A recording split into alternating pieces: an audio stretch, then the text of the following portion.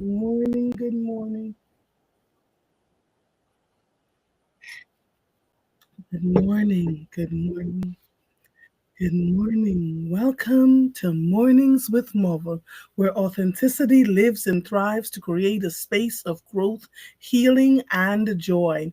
I am your host, Andrea Lawful Sanders, and each day we will cover the topics that are informative and engaging while learning from each other. Good morning. It's Monday, June 16th, 2025. I cannot believe, I keep saying this every day, I cannot believe we are here, but there is much to discuss. I wanted to make you all aware that we have a guest this morning. And good morning, Bobby and Marguerite. We have a guest this morning. It's the chief defender of the Public Defenders Association in Philadelphia, Keisha Hudson Brooks. And I've been trying to get her on the air with me for a while because I've been watching her across platforms really vociferously talking about the budget for the Defenders Association. What does that mean for the people who are being struggling with ICE, and so much more, so much more. I initially reached out to her about the level of homelessness, people who are experiencing homelessness and what's going on there in the city. And she has been, I've never seen anything like it in my life. She just continues to speak up. And so a fellow Yardie, right? I reached out to her and I said, can we have this conversation? So we will. It'll be very different from what I think believe that she's been talking about over the last year or so, because she's so focused now on what's going on with immigration in the city of Philadelphia, understanding that ICE has many agents here already, and that in the latest news, President Donald Trump says that he's ramping it up even further. Right. So we have to kind of navigate through that. David will be on tomorrow morning. I pushed him because I really just wanted to have this conversation with Keisha Hudson Brooks. So I don't even know where to start. I have no idea where to start. On Friday, I was the mistress of ceremonies for the Lenfest Institute for Journalism summit, and got into town on Thursday afternoon. And I think some of you, those of you who are following me on social media, already heard this story, but it's something that you all need to hear. And so I got down, was valet parking my car, and I happened to look over to the left, and there was a man in sunglasses. Couldn't see his eyes at all, but his facial expression was so angry, just looking at me, just kept looking at me in this really angry way. And he looked at my car, and he looked at my clothes, and he looked at the valet talking to me. And something in my sixth sense said, this could be an ICE agent. So, we went on, did what we were doing, but he wasn't in ICE clothing, the typical clothing that they wear for an ICE agent. But I knew that we were also having in Philadelphia that weekend the No Kings protests. So many folks were talking about going down there, had been having quiet conversations about what they needed to do, etc. And so I went in, checked into the hotel, came back out to have dinner next door at the restaurant that's attached to the hotel. And as I'm sitting there, I watched a whole bunch of them walked in. How did I know?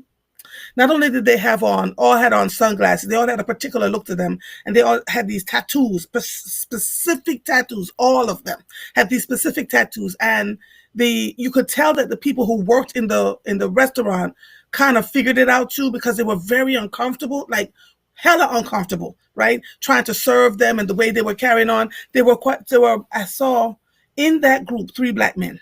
So just so you think it's all white men doing this, it's a whole bunch of different people. And so it became disconcerting. For some reason, I did not feel afraid. I was just like, I'm sitting here having my dinner. I would not move. I sat and I had my dinner and just observed them.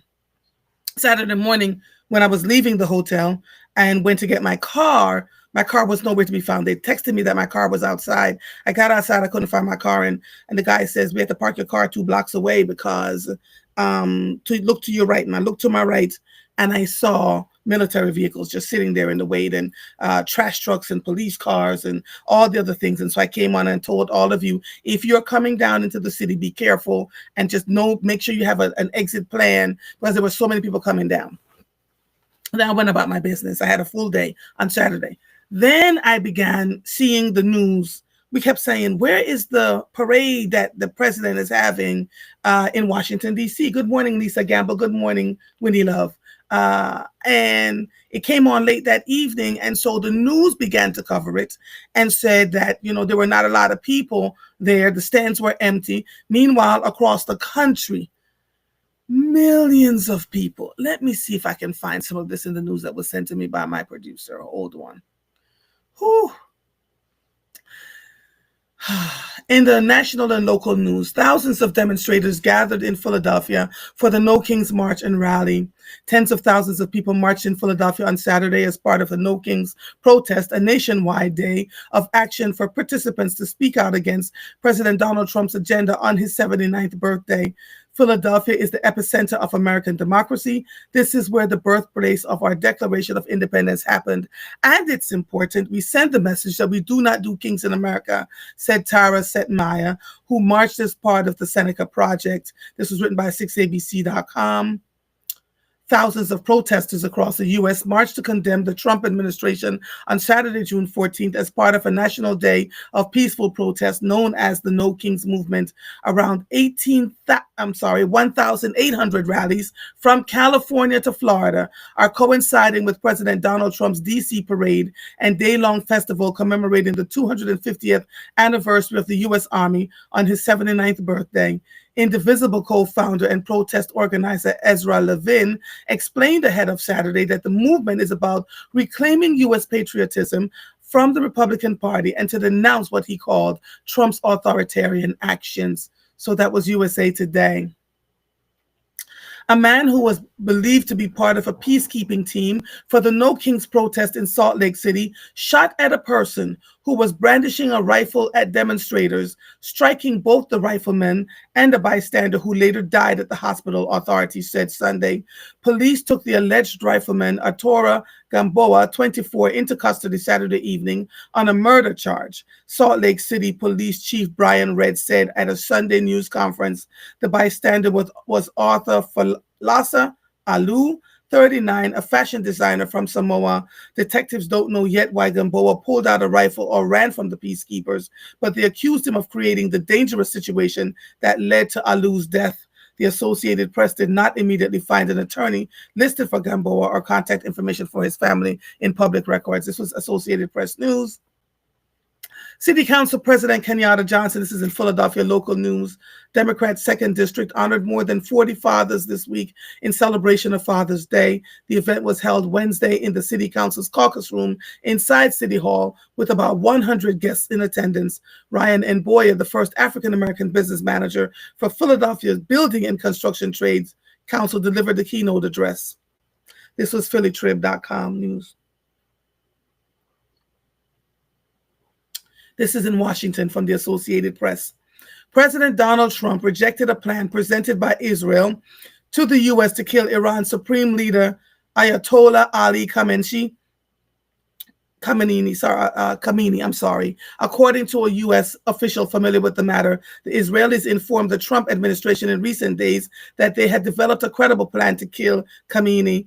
After being briefed on the plan, the White House made clear to Israeli officials that Trump was opposed to the Israelis making the move, according to the official, who was not authorized to comment on the sensitive matter and spoke on the condition of anonymity. I'm going to get to the bombing between Israel and Iran in a second. Just give me 1 second. Cover a little bit more of the local news. A man was taken into custody on Saturday during a rally in Chester County, according to a spokesperson with the district attorney's office. As the group of people participating in the rally were marching down North High Street in downtown Westchester, they saw a man who was carrying a gun, officials said. The group told the officers of the Westchester Police Department, who were then able to find the man and stopped him for a search, according to officials. It's scary to see that kind of thing here, especially in this kind of area, Westchester resident Tommy Donnelly told NBC 10. Officials explained that the police found an unlicensed weapon on the man and took him into custody. So there seems to be people showing up with guns to these rallies. Be very careful. I've said this to everybody who I knew who was going down to these rallies. Philadelphia City Council voted 15-1 on Thursday to pass a $6.82 billion budget for the upcoming fiscal year. Council approved over 75 bills and resolutions in their final session before the summer recess. That included an $800 million bond issuance for Mayor Sherelle Parker's expansive housing plan. The budget also includes reductions to business taxes and the increase of charges like parking rates and recording fees. Parker highlighted some of the major investments made in the One Philly 2.0 budget that she titled in March. The city will find a new forensics lab, equip correctional officers with body cameras, and put money towards Safety Plan Vision Zero. This is written by Philly Trim.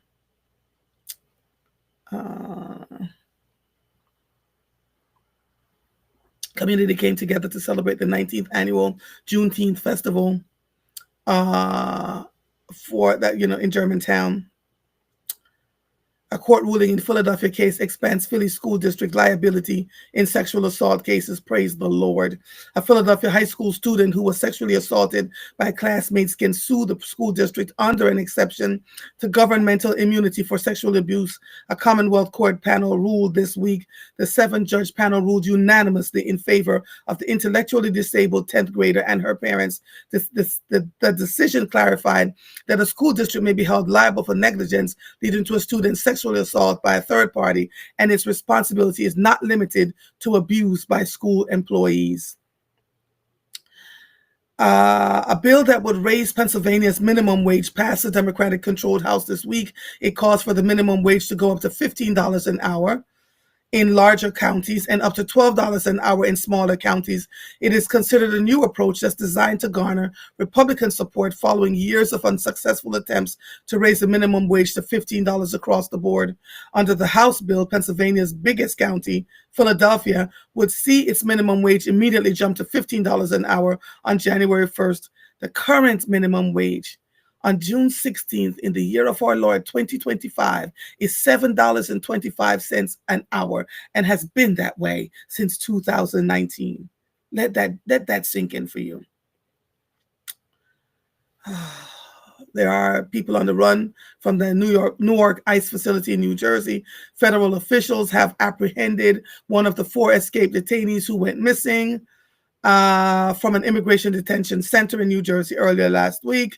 Multiple senior law enforcement officials said Joel Enrique Sandoval Lopez was tracked down to Passaic on Saturday and captured by FBI and ICE.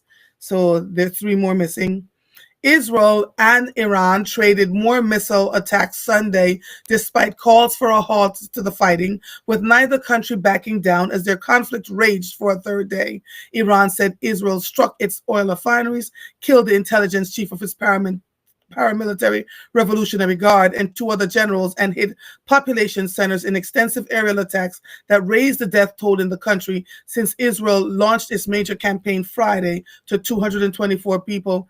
Health authorities also reported that 1,277 were wounded, without distinguishing between military officials and civilians.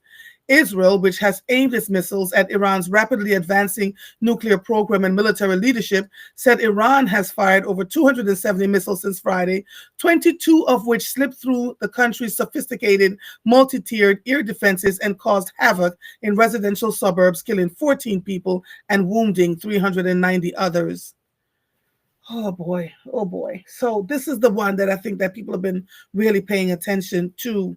And what I found striking in the conversation between Israel and Iran was that, what is his name? Sean? Forget his last name. People have been posting about the attacks and that Israel is getting struck. And there is so much celebration. It's frightening to me. People are saying things like they have been bombing Gaza for over a year. Hundreds of thousands of people have died, and now they're feeling the repercussions. There was no love for Israel at all. And unless something happens drastically, we're going into another world war that is just, there's so much going on. I don't even know where we can start, actually. So tell me what your thoughts are about the the No Kings parades, marches, protests that happened across the country. Tell me what your thoughts were about the president's 250 military parade down in Washington D.C. To celebrate the 250th anniversary of the Army. I watched his speech. It was short. I was actually shocked. He made no mention of himself. He talked about the Army and what they have done. Um, and there we are. Let me come on over here and listen and watch and read some of the comments. Good morning, Jasenia. Good morning, Nina. Good morning to oh, Alexandra says, also shout out to the young people of this country. TikTok users reserves tickets for the parade and didn't show up, creating empty seats. Good morning, Dennis. Good morning. Good morning to all of you. I see Rosalind. I see all of you here. So what are your thoughts about what happened this weekend? Lots of people stayed home. Lots of people moved around the parade. One of my siblings lived not far from the DC area and said they went through so many protests. They were on bridges. They were everywhere. And it was interesting to see what was happening. We we keep having dialogue about this as if it's happening in the third person. I also see a ton of Black women, particularly, when we talk about what's going on in the country, that it's not our fight and that we're sitting it out, and white people are saying now to us, we have got to get involved and engaged. What do you think about that? I stay out of it. I just, pretty much read what they're saying. But I put up a post that says we are in deep trouble and walked away because I had to do this conference. And the conversations, let me see. Let me pull it up for you, because people were literally having dialogue about this. And I was like, wow. Oops, sorry. I'm glad I put that on silent. Thank you, Jesus. All right. Let me go here. And I will tell you, what is this? Thank you. Let me just, there's so much going on out here in these Wakandan streets. One thing I put up. Okay, so 89 comments. Andrea M. Jackson says the Democrats and Republicans are not doing anything because they are afraid and they are a part of this craziness. We only have to trust God in the process. We're living in the last days. Sarah Martinez Helfman says, if you were joining a No Kings March on Saturday by Peter Coyote, Zen teacher, and then he talked about, what people should do. Elise responded to Sarah and says, I couldn't agree more with this statement. Let's say it again for the people in the back. The audience is the American people. Black Americans, so smart and expertly trained during the 50s and 60s, had people come from all over the country to centralize and partner with them in changing laws and doing what's right. These practices will lead all of us now.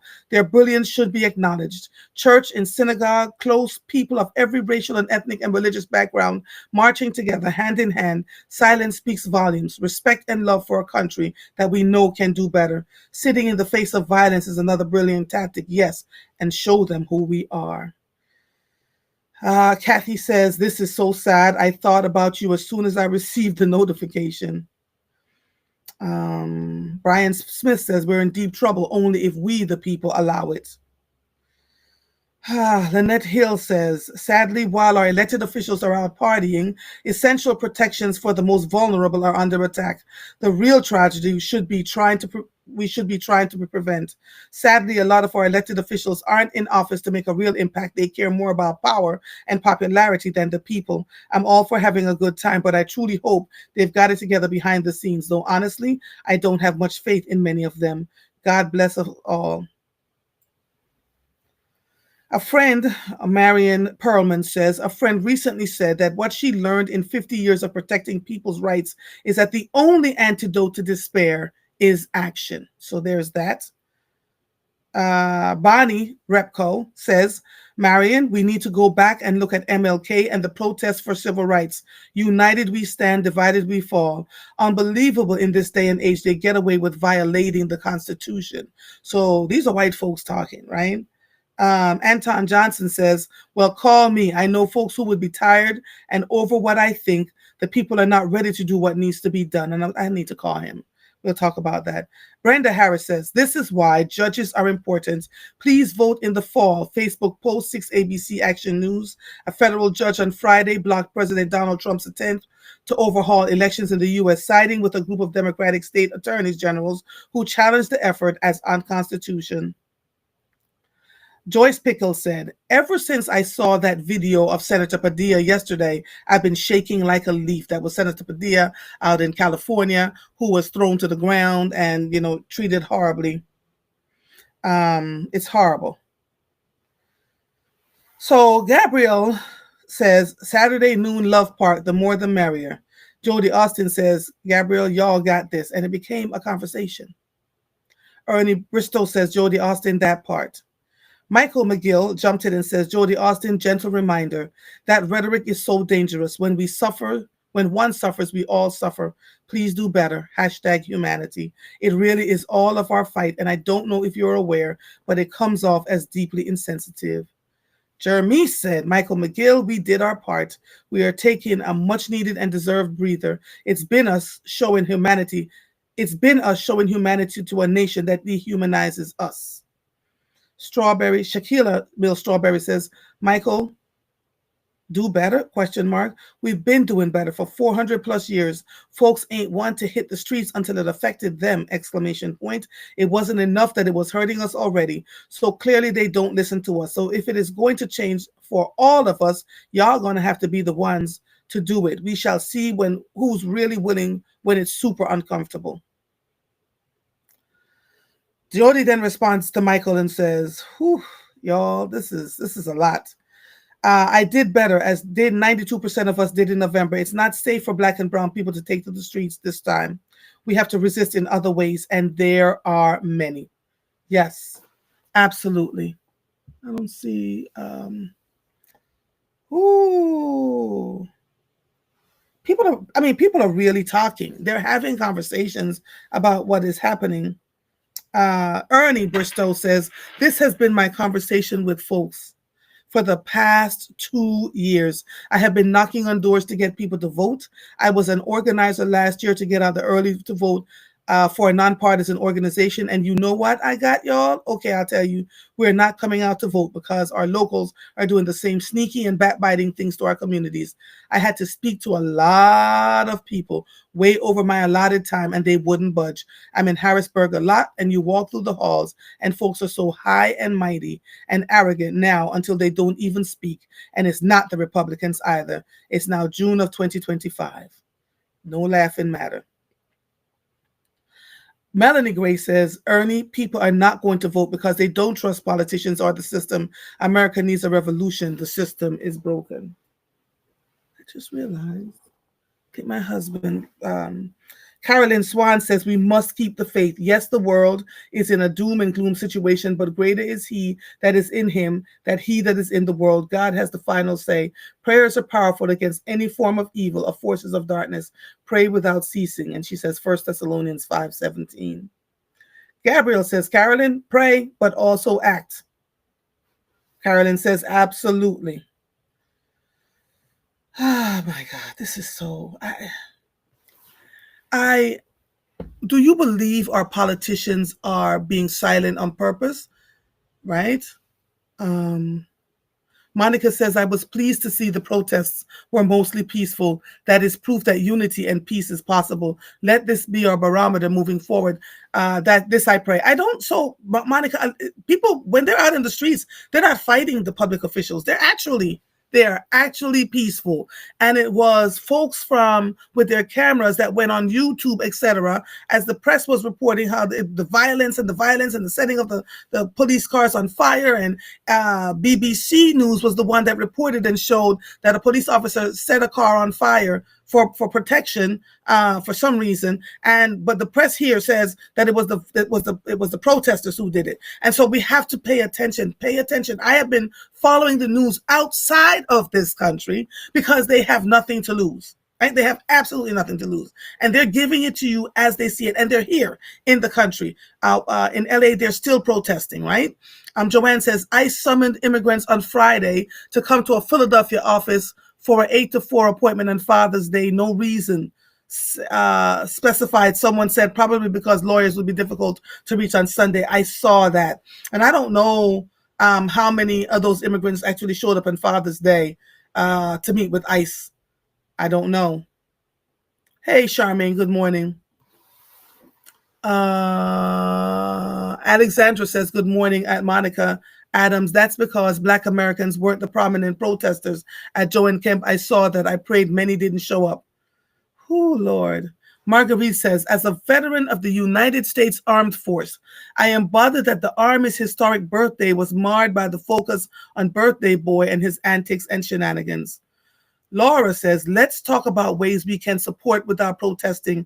I don't want us to look like we don't believe in supporting. It just needs to be in a different way. So I think, Laura, that Black folks have been, what is happening here? I think that Black folks have been having the conversation quietly. Quietly. What is, I'm blocking my camera. I'm looking at this going, why is this doing this? Hold on, y'all. Thank you. I was blocking my camera. Black folks are protesting quietly by not spending money, right? They're absolutely not spending. I'm sorry. They're not spending money because they understand what is at stake here. So we're literally shutting down folks by just keeping our monies in our pockets. And that's a good thing. Or spending our monies where we believe that it will be more beneficial to those who want it, right? So, what other ways can you protest without going out? Because we understand that the minute we hit the streets and we're out there, everything is going to show up, right? And so the National Guard was called into Los Angeles. The Marines were sent in to Los Angeles, and people are furious that we have our armed forces on domestic soil doing this work. What they do. And the Marines are quietly saying, this is not what they're trained to do. They're trained to kill. So they don't understand. They don't understand, what this is for them, but they're out there. It's a lot, y'all. It's an incredible amount of movement that is going on. And so my question becomes, what are you doing to protect your peace? How is that happening for you? I've been speaking to my friends, having dialogue with some of my friends who I know understand this. And we've just been trying to not ignore what's happening, spending our money wisely. How are you preparing? I asked a group of journalists, I said, you see all of this in front of you. How are you getting people ready to prepare? Or do you not believe that they should be prepared?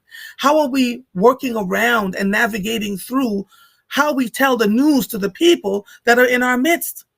How are we doing that? What does that look like? So there's that, right? Lord,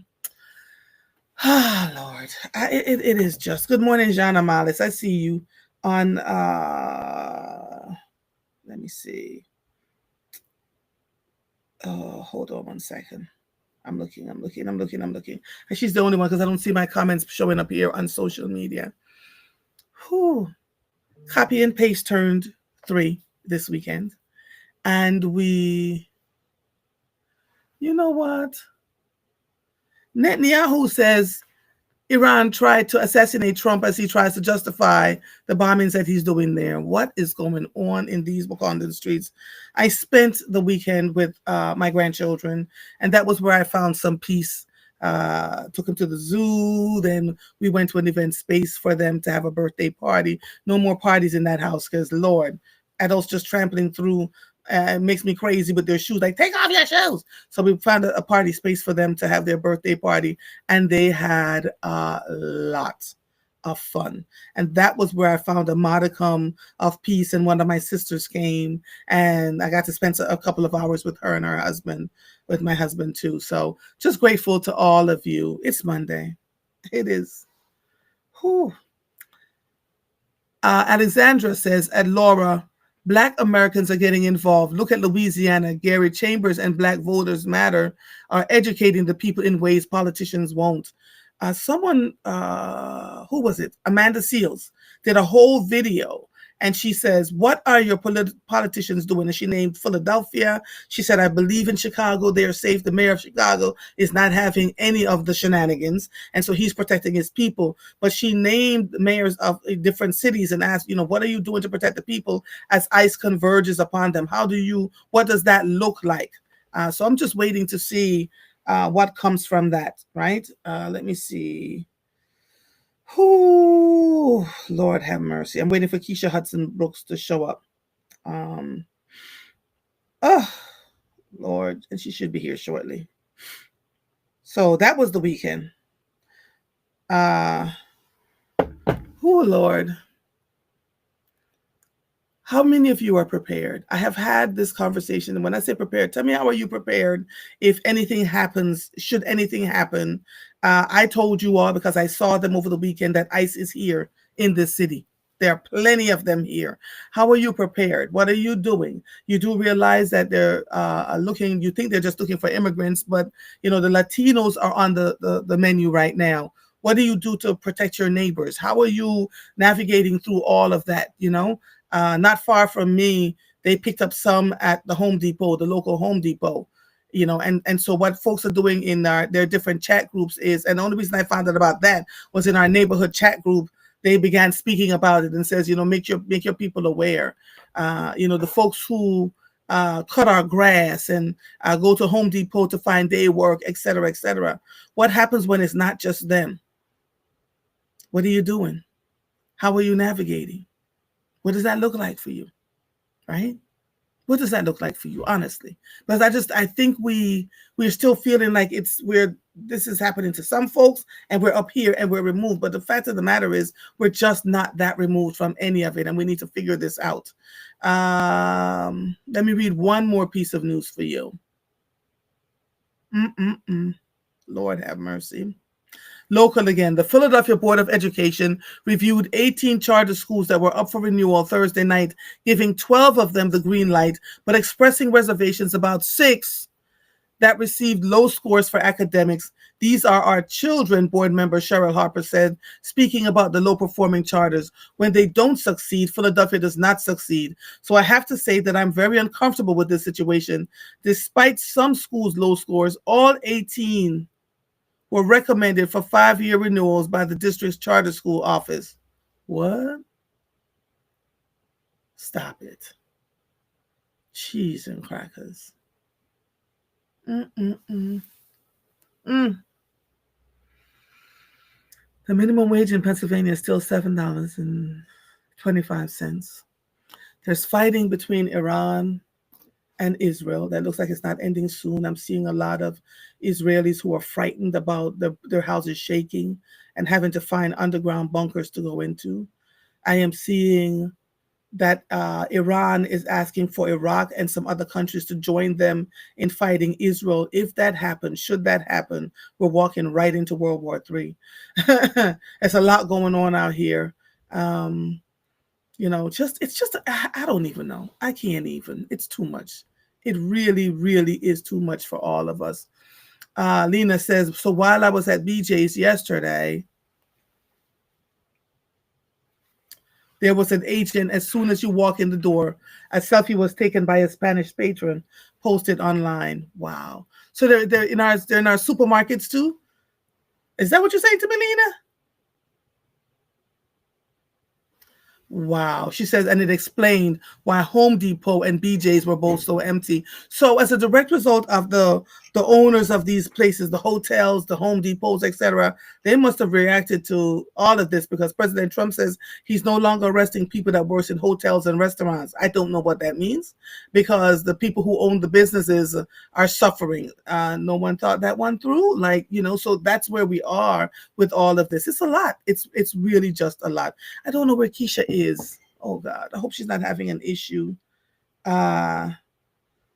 getting in here, because Jesus, I hope I did not. Hope she did not. Marguerite says, while I'm prepared, I am challenged that our young people still think we're making much ado about nothing. Say more about that for me, Marguerite, please. Good morning, Debbie Womack. Good morning, Kimberly Farrell. I'm just now seeing your comments. Jana, good morning. She says, thanks for being here, Andrea. Regards to Cheryl Brown, Bobby Card, and everybody else. Thank you. Good morning. So if Home Depot and BJ's are empty now because people are frightened by what's going on out there, Marguerite, explain a little bit more for me that the young people still don't think we're making much ado about nothing. Because when I talk to my daughter in love and my sons, oh, they have to go bags. They're ready. And this is before I began having conversations. They're watching what's going on online. And my daughter-in-law implored my son, like, listen, I need you to pay attention to this because we have 3 small children and we don't know what's going on here.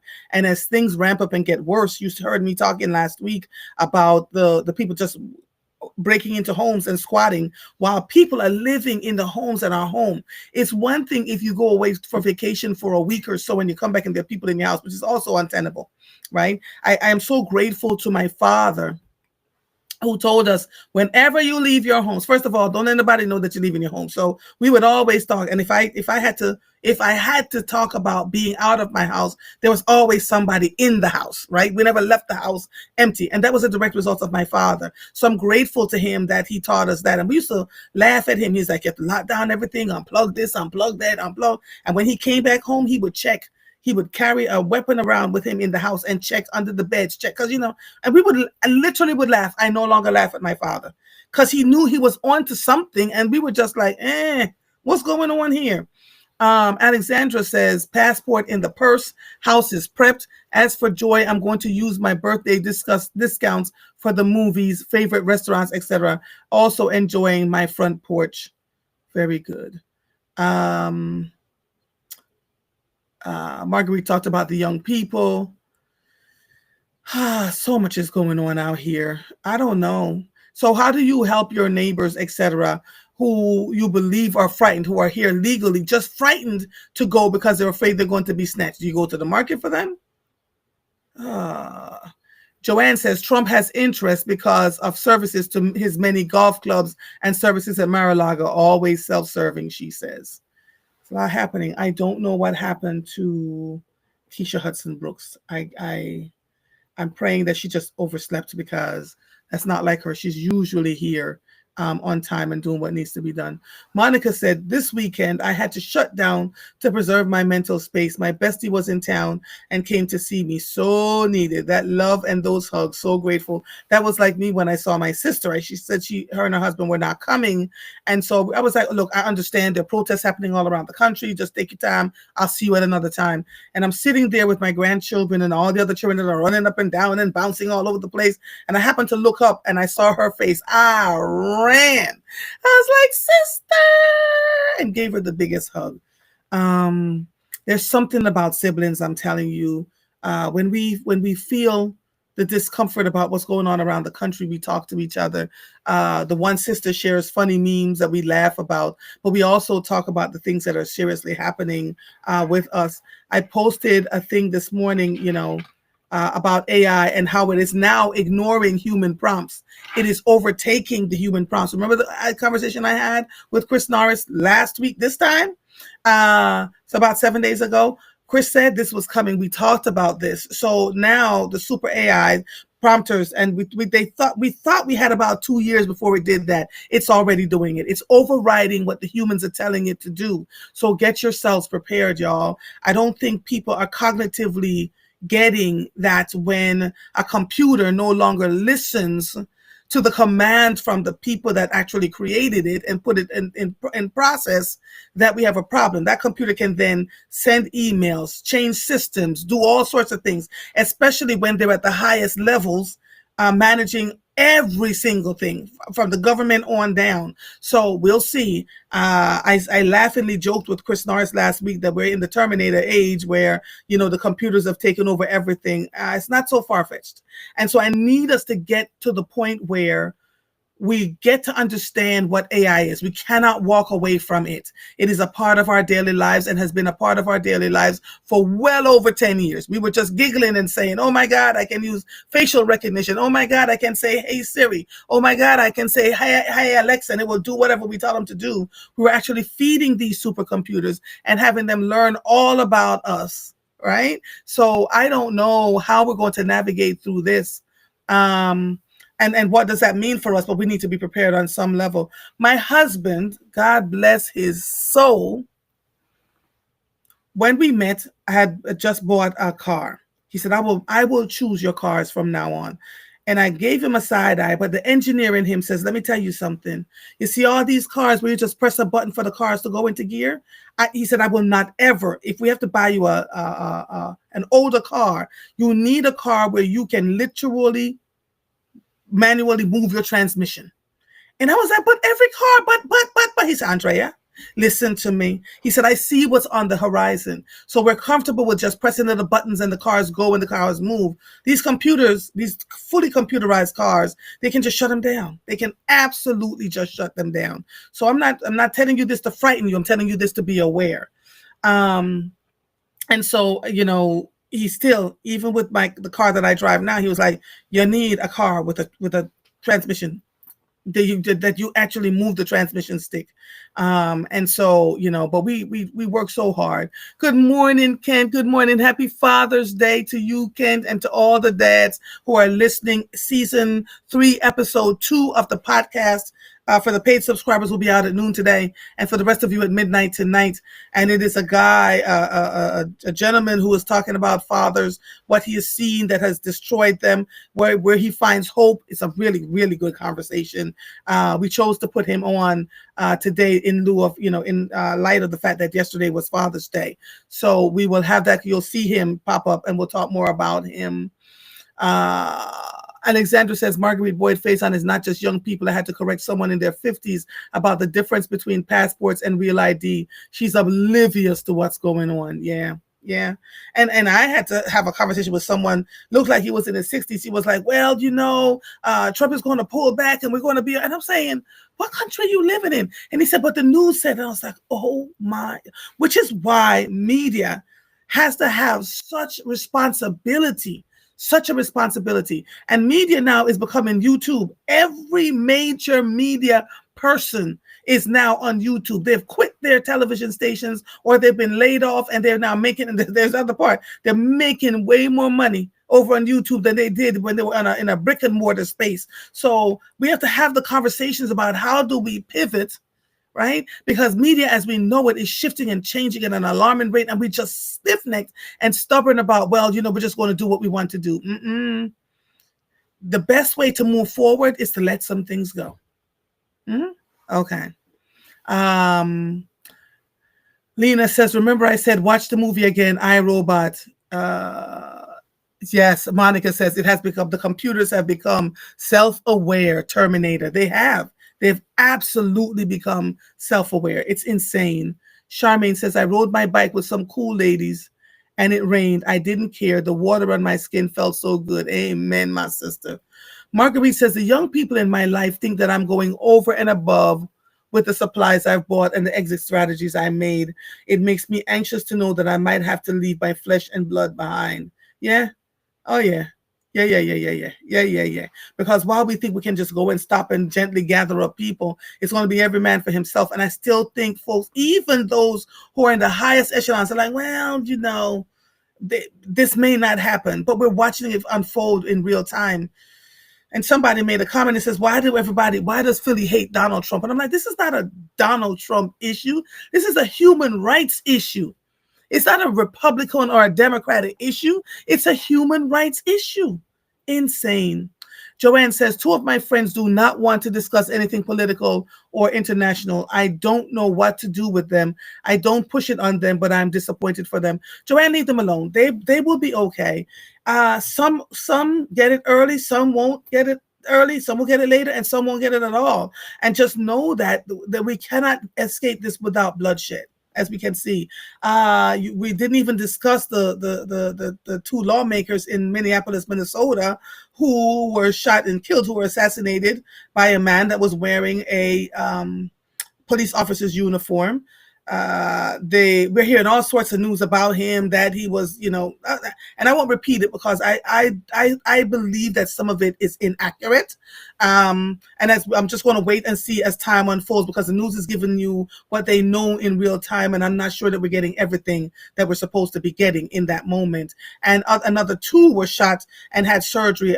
the last time I heard about them, they were fighting for their lives. And so we talked to the politicians that we know in our circle, and we said, please be careful. Please be careful. Please be careful. And as media, we talked about, safety for media personalities, media journalists, etc., on Friday, and what does that mean? And that foundations are actually putting money aside for lawyers for immigration and money aside for personal safety because it's difficult. So thank God for the people in my circle and the Nation of Islam who were like, you cannot. So everywhere I go now, you don't pay attention to them because they just seem like regular folk. But everywhere I go now, there's somebody with me, at least one or two, that are there to make sure that I am okay. And so, yeah, it's an interesting time. Laura says, I am speaking about supporting the actual protest. One person said she contributed to a porta potties. Oh, I think the people that are protesting would understand this and appreciate us getting involved. Okay, understand, Laura.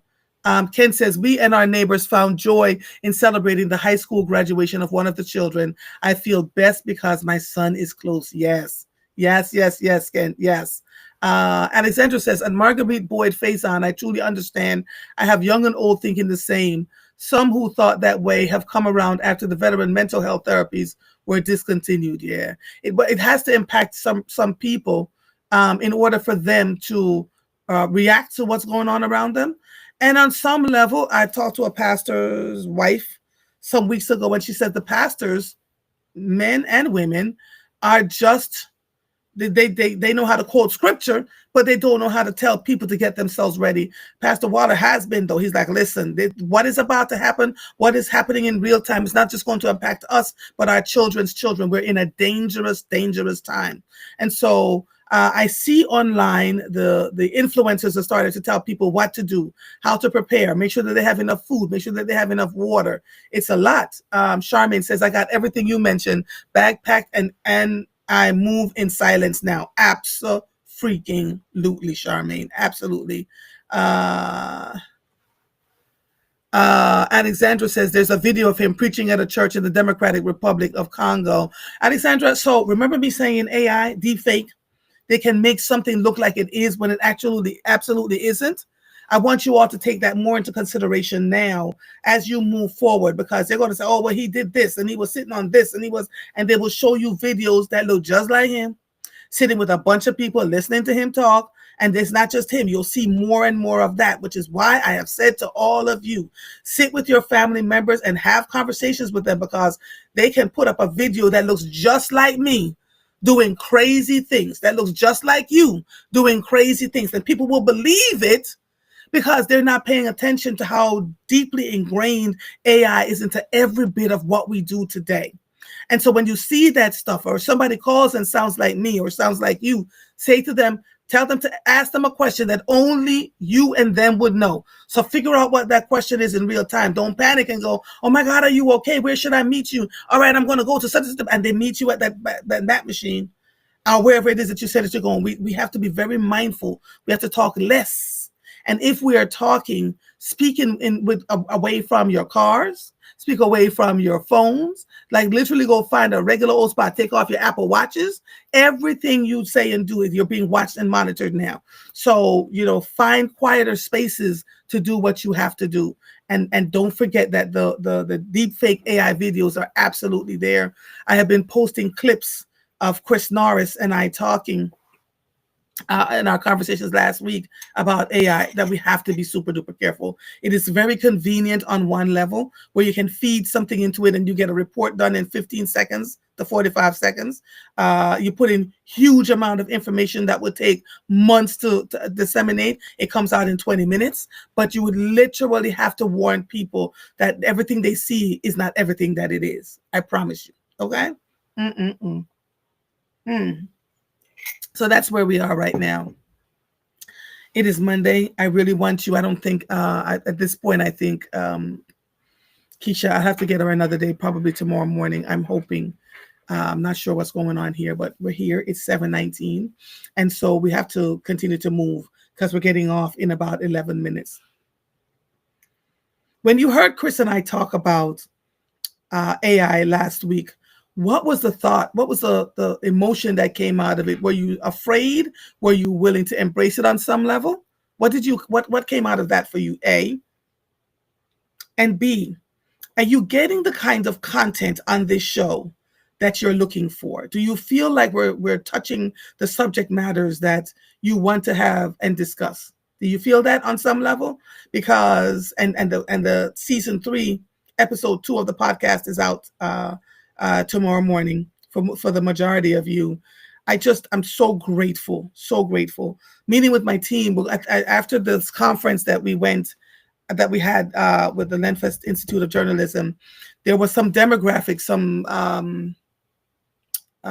polls that showed where the demographics are moving in terms of what they're listening to, what they're watching, what they're not watching. Newspapers, television stations, people are really going through it at this point. And so most folks don't really listen or pay attention. We went to dinner Friday night after the conference ended, 4 of us, and we took an Uber back to the hotel. And one of the funders said to the taxi driver, who was Black, "What do you know about such and such a radio station?" And he was like, "What the hell is that?" And we described the radio station. He said, "No, I've never heard of that radio station." We like, "But it's been around for." He said, "I have never heard of it. We'll never listen to it." I have, and he begins to show us in his car that he listens to. He doesn't even listen to the radio station for music anymore, right? That he listens to, his own personal music that he curated. All of that is shifting and changing. So, if we are too stubborn to pivot in the face of what we see happening in front of us, and saying we are going to phase out this and move into that. If we're too stubborn to do that, then we're actually pouring money into sinking ships, and we have to figure out how to navigate through it. It is the reason why I am so grateful when I was offered jobs last year, jobs that people would run to. I kept saying no, and folks were like, "Are you crazy?" I'm not crazy. Not crazy. Starting my own thing, and I'm going to do it on this, and this. And all the people that were offering jobs to come work at their television stations or their newspapers or their radio stations are now pivot to the same platform that I've been on now for almost a year. So you got to follow the trends. You can't just sit in your own silo and not listen or understand what's going on around you. I saw the movement. I saw the trend in front of me, and I was like, yeah, not doing that. And I don't want to work for anybody else again. And right now, that may mean that I may end up working for somebody in the future. But right now, and the people that work for me are treated well, because I have seen some things, are treated well. I don't expect them to work past a certain time. I don't expect them to work on the weekends, even though they voluntarily do it because we have to get some things out, but they're paid well.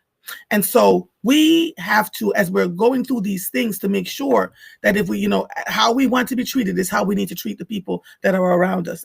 It might not make sense right now, but just keep paying attention and you'll see what's going on in front of you, right? I'm going to say good morning, goodbye, adieu, so long, farewell for today. I have some things to do this morning, and tomorrow morning we'll either have David Alexander Jenkins or Keisha Hudson Brooks. We'll figure it out what's going on. This is live television. This is live airing. So we got to move as things are happening. And thank God, got to know how to pivot and keep pivoting, right? This episode of Mornings with Mother is officially over. I am Andrea Lawful Sanders. I'll see you when I see you. Bye, everybody. Bye-bye. Bye, darlings. Bye.